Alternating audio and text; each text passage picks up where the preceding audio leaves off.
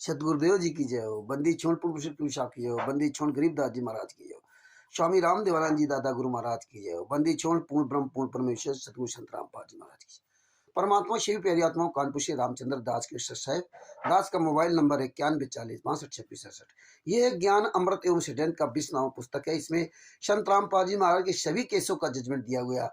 इसमें छुड़ानी धाम कांड से लेकर बरवाला कांड तक एक एक पूरा इसमें प्रमाण दिया गया। इसमें पवन ठग और संजय और नकली नारायण इन गुंडों का, इन गद्दारों का भी इसमें पूरा काला चिट्ठा दिया हुआ।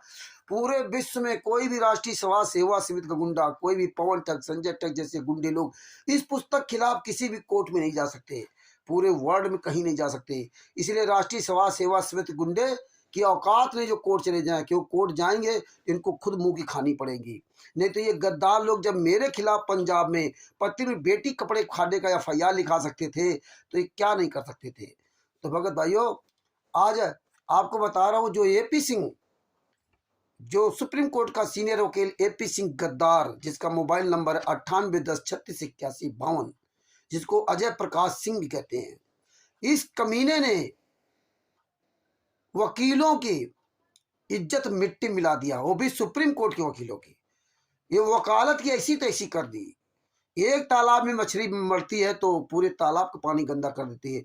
ये कमीना पूरी दुनिया के सामने एक सुप्रीम कोर्ट का सीनियर वकील होने के बाद इतना बड़ा झूठ बोला, कहता है कि संत रामपाल जी महाराज की CBI जांच के लिए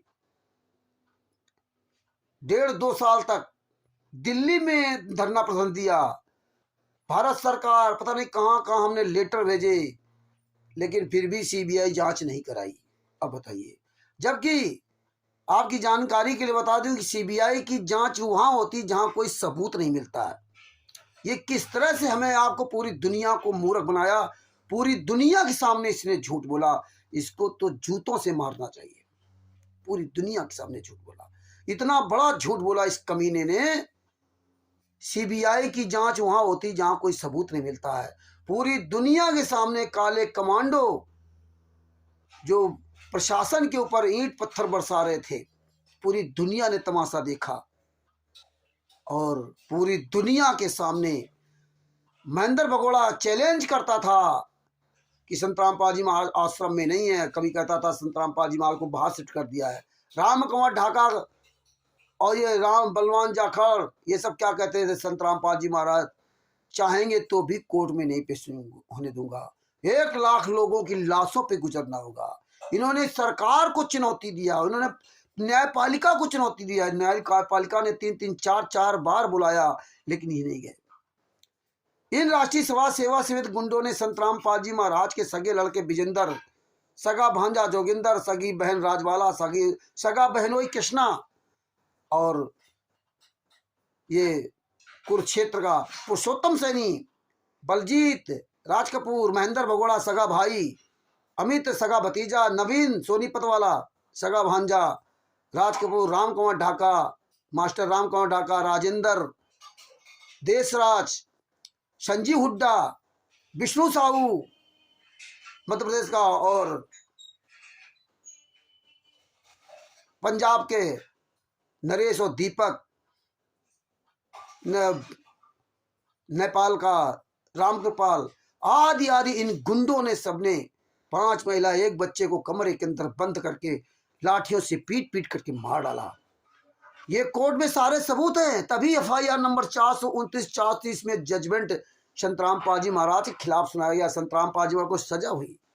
और ये कमीना AP सिंह बोल के कहता है कि CBI जांच नहीं हुई, मांग रहे थे, नहीं किया। ये राष्ट्रीय समाज सेवा समिति गुंडे कहते थे AP सिंह 1 तारीख का 5 लाख रुपए लेता है। ये कमीना इतना कमीना था। जूते मारो इसको, जूते हरामजादे को। इसने किस तरह से कानून को खिलवाड़ बना रखा, किस तरह से भोले लोगों को 8 अरब आबादी के आगे झूठ बोला। इसने सबको मूर्ख समझा। जहां मिल जाए AP सिंह जूते से मारो। आगे सुनो वीडियो किस तरह कमीना कहता है। तो भाइयों याद रखो, CBI जांच वहां होती जहां कोई एविडेंस नहीं होता, जहां कोई सबूत नहीं होता है। जब FIR हो जाती है, जब FIR थाने में हो जाती है और सब गवाह गुजरते हैं, सब कुछ होता है। 941 लोग पकड़े गए थे, तो इसमें CBI जांच की कहां बात आ गई। तो भगत भाइयों, इस तरह से गुमराह करते थे। एपी सिंह किसी भी केस में वकील नहीं है। ये फाइल पुस्तक पढ़िए, सारा सब कुछ क्लियर हो गया है। किसी भी केस में एपी सिंह वकील नहीं है। इनकी औकात नहीं जो एक भी केस के जजमेंट की फाइल ये दिखा दे राष्ट्रीय स्वास्थ्य समिति के गुंडे। और ये जानते थे कि फाइल कहां वायरल हो पाएगी, लेकिन वो संत रामपाल जी महाराज का मार गए। परमात्मा तो भैंसे से मंत्र बुलवा देते हैं। आगे सुनिए एपी सिंह की वीडियो, और जहां भी मिल जाए इसको 50 जूते मारिए। सुप्रीम कोर्ट के सीनियर वकील एपी सिंह, सच साहिब जय हो बंदी छोड़ के। ये पुस्तक पढ़िए और पूरी दुनिया को पढ़ाइए, सबको पढ़ाइए, सबके पास भेजिए। सच साहिब, ज्ञान अमृत एवं षड्यंत्र का विष। बिहार के सीनियर एडवोकेट जिनका मोबाइल नंबर भूषण सिंह जी हैं, जिनका मोबाइल नंबर 9931592093 पर फोन करके व्हाट्सएप पर अपना एड्रेस भेज करके पुस्तक मंगवा सकते हैं। सच साहिब जय हो बंदी छोड़ के। आगे एपी सिंह गद्दार की वीडियो सुनिए। सच साहिब, उनके अनुयायी और वो खुद और मैं स्वयं सीबीआई जांच की मांग करते करते 6 वर्ष हो गए हैं। 2014 से 2020 चल रही है। लगभग 6 वर्ष होने जा रहे हैं जो सीबीआई की जांच की मांग कर रहे थे। तो क्यों रुकी है ये सीबीआई जांच?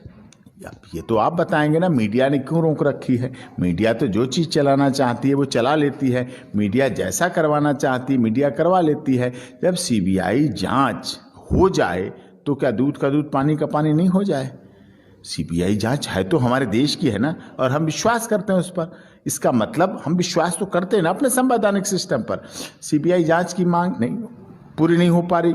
जंतर मंतर पर प्रदर्शन हुआ, आंदोलन हुआ, इतनी जगह किया, सब ने मांग की, चिट्ठी लिखी, देश के मामले राष्ट्रपति जी को चिट्ठी लिखी, सीबीआई को चिट्ठी लिखी, कोर्टों को चिट्ठी लिखी, धरना प्रदर्शन मांग सब कुछ की, और हो क्या रहा है, देशद्रोह का केस लगा दिया। जबकि संत रामपाल दास जी महाराज के जो समर्थक नेपाल से आए हुए थे, जो इस देश के नागरिक भी नहीं, यहाँ के रहने वाले भी नहीं, लेकिन उन पर भी देशद्रोह का केस लगा दिया गया, वो भी देशद्रोही बना दिए गए।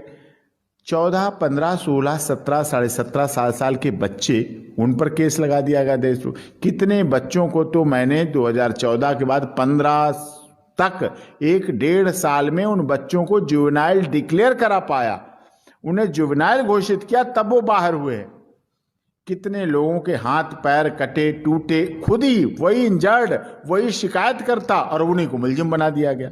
उन्हीं की पत्नी मरी, उन्हीं की मां मरी, उन्हीं के सुसंगत में आए थे, जो सेवादार थे, जो भक्त थे, जो फॉलोअर्स थे, जो सत्संग में आए, जो अनुयायी आए, उन्हीं के परिवार वाले मरे। उन्हीं को शिकायतकर्ता बना दिया गया, उन्हीं को मुलजिम बना दिया गया। तो ये सारा प्रोसेस हुआ है, मिसकैरेज ऑफ जस्टिस हुआ है, अन्याय हुआ है, एक संत के साथ अन्याय हुआ है, ये सब मानते हैं। लेकिन उसको कोई सुनने, उसको कोई समझने, उस पर कोई ध्यान देने की बात नहीं करता है। ये दुख है।